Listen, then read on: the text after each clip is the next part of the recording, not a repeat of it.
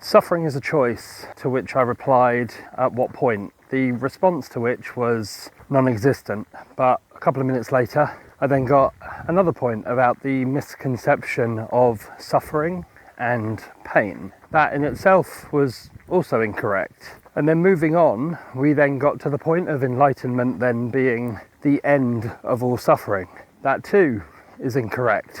Pulling this one apart for anybody who's actually interested, we have to go back to what suffering is. Suffering is just stagnation or a feeling of hopelessness or helplessness. What we have with this is the fact that suffering itself is a choice, but my initial response was, at what point? And the reason for that response was solely due to the fact that when do we clarify how suffering actually sits in terms of actually being a choice?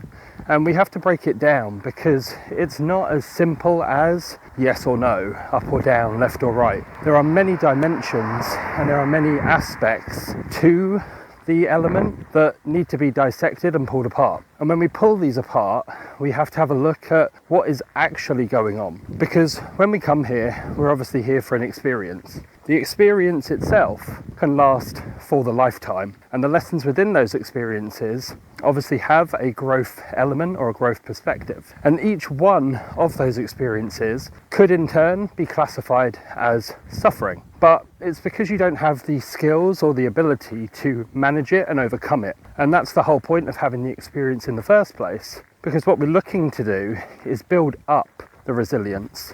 We're looking to gain those skills. We're looking to embody and become the person that doesn't have to struggle with those experiences. And when we have a look at suffering being a choice, at which point?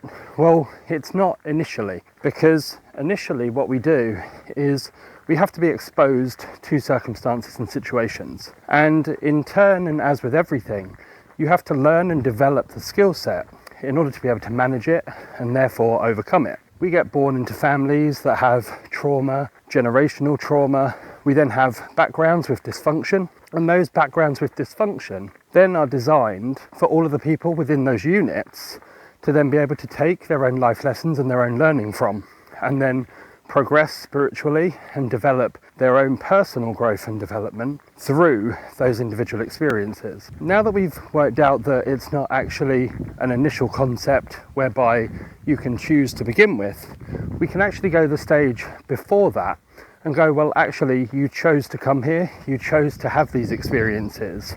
And yes, while there's free will and while there is choice within the general day-to-day, you must have put yourself in the position to have wanted, knowingly, in present or unknowingly, that you wish to get some sort of growth within soul development within this lifetime. Now coming up the other end, there is a choice for suffering. And the reason there is a choice for suffering coming further forward is because if we choose to suffer, we can look at it both negatively and positively. And if we look at it from a negative standpoint, it will always get the better of us. We won't take the lessons, we won't take the learning, and we won't take the growth. And actually what we'll do is we'll use it to self-sabotage. We'll use it to cause ourselves problems, but each of these problems in turn will magnify themselves until such a point as we actually overcome them. The mechanism itself that's operating in the background is something that you can't escape from, but yet you have to process it in terms of the journey, not the destination. And when we look at it from the journey and not the destination, then once again, we have choice. And we have the choice to choose to do things how we were conditioned to do things. The habits, the patterns, the behaviors, and everything that comes before it. Or we can choose to do different. We can choose to correct them. But in correcting them, we have to find the balance point or the healing point. What we're going to do originally is have to learn the boundaries or the extremes. So in trying to correct it, we'll look at it from a place of overcorrection, and then we'll get that new standpoint in order to then backwork the two extremes to a place of balance. And only at that point can we then say that the suffering will start to stop, but not yet have stopped. And the work is ongoing, and because it's ongoing, it is a continuous process and continuous development and a continuous recreation of the identity, to get to the point where the person that you are becoming and will eventually become will actually be in a position not to have to suffer. And any external circumstances that are outside of the self will be combated from a place of internal being rather than external validation. And what then happens is, as within, so without. And what should then come from that is the reality should shift and the reality should change. And when that reality changes, then what we shall start to see is that the overall level of suffering will naturally just fade away. And the more you become who you're meant to be, the more you'll find that you're not here to suffer. And that is the biggest choice that you can make.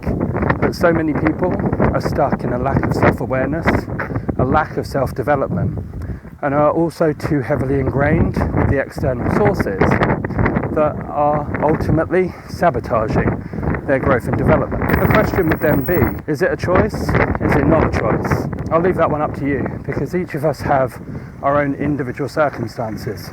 And those individual circumstances are designed for your own growth and your own development. So as much as I can give you information that you may not necessarily have or are yet to be exposed to, it's up to you to decide what's right for you. And it's up to you to decide which way you want to go with it, whether you take it and use it, whether you do any further explanation, or whether you need any further explanation, or if you want to explore things further on your side. But as always, until next time, trust the process, and it's bye for now.